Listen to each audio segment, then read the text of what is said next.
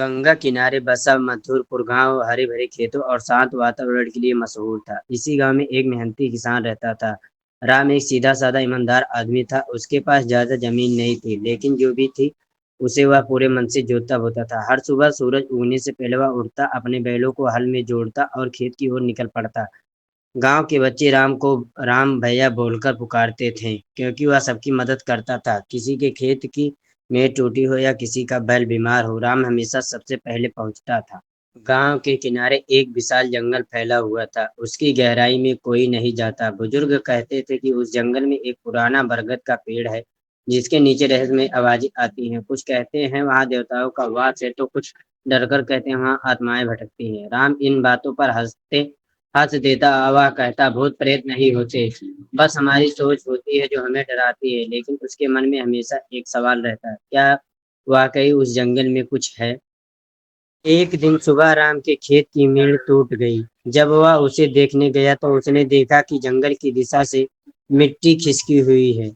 वह सोच में पड़ गया, शायद वहां कोई जानवर आया होगा। दोपहर तक काम करते हुए उसका ध्यान बार बार जंगल की ओर जाता रहा। शाम होते होते उसने निश्चय किया, आज वह जंगल के अंदर जाएगा। गांव के लोग मना करने लगे, लेकिन राम बोला, मैं डर के कारण सच्चाई से मुंह नहीं मोड़ पाऊंगा। राम जैसे ही जंगल में दाखिल हुआ, हवा में ठंडक और सन्नाटा घुल गया। पेड़ इतने ऊंचे थे कि सूरज की रोशनी मुश्किल से नीचे पहुंचती थी। कहीं कहीं से झरने की आवाजें आ रही थी और जमीन पर सूखे पत्तों की चादर बिछी थी। राम धीरे धीरे आगे बढ़ता रहा। तभी उसे एक नीली रोशनी दूर चमकती दिखाई दी। वह जिज्ञासावश आगे बढ़ा और पाया कि वह एक प्राचीन बरगद के पेड़ से निकल रही थी। पेड़ के नीचे एक छोटा सा कुआं था, जिसकी दीवारों पर अजीब निशान खुदे थे। राम कुएं के पास पहुंचा तो अचानक हवा तेज चलने लगी। कुएं के भीतर से एक प्रकाश उठा और कुछ ही क्षणों में उसके सामने एक बुजुर्ग साधु प्रकट हुए। राम डर गया, लेकिन साधु मुस्कुराए और बोले, डर मत मत, मैं इस जंगल का रक्षक हूँ। 100 साल से यह जंगल सोया हुआ है, केवल एक ही सच्चे दिल वाला किसान किसान ही इसे जगा सकता है। राम ने झुककर प्रणाम किया, गुरुदेव मैं तो बस सच्चाई जानने आया हूँ। साधु बोले, तू सत ही राह पर है। इस कुएं के पानी से अपनी जमीन से तेरी फसल कभी ना सूखेगी, पर ध्यान रखना, लालच मत करना। राम ने धन्यवाद किया और अपनी लोटा में थोड़ी पानी भरकर लिया।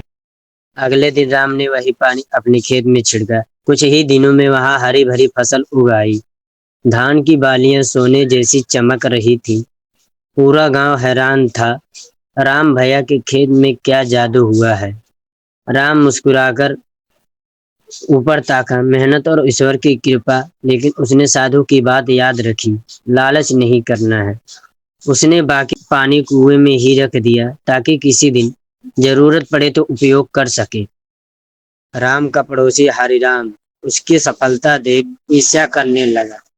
एक रात वह चोरी छिपे राम के खेत में आया और कुएं से पानी चुराने जंगल की ओर निकल पड़ा। लेकिन जैसे ही उसने उस प्राचीन कुएं से पानी उठाया, हवा में गड़गड़ाहट गूंज उठी। बरगद के नीचे से एक विशाल नाग निकला और पुकारते हुए बोला, जिसे वरदान नहीं मिला उसे यह पानी नहीं छूना चाहिए। हरिराम डर के मारे गिर पड़ा और भाग खड़ा हुआ। सुबह उसने गांव में सबको सच बताया, वहां सचमुच देवता रहते हैं। उस दिन के बाद लोग जंगल का सम्मान करने लगे। राम कुएं के पास एक छोटा मंदिर बनवाया और रोज वहां दीप जलाने लगा। धीरे धीरे उस जंगल की धरती फिर से हरी हो गई। पंछी लौट आए, झरने गुनगुनाने लगे। गांव के लोग बोले, राम भैया ने हमारे गांव को पुनर्जीवित कर दिया। राम बस मुस्कुराया और बोला, प्रकृति हमें देती है, बस हमें उसे समझने की जरूरत है।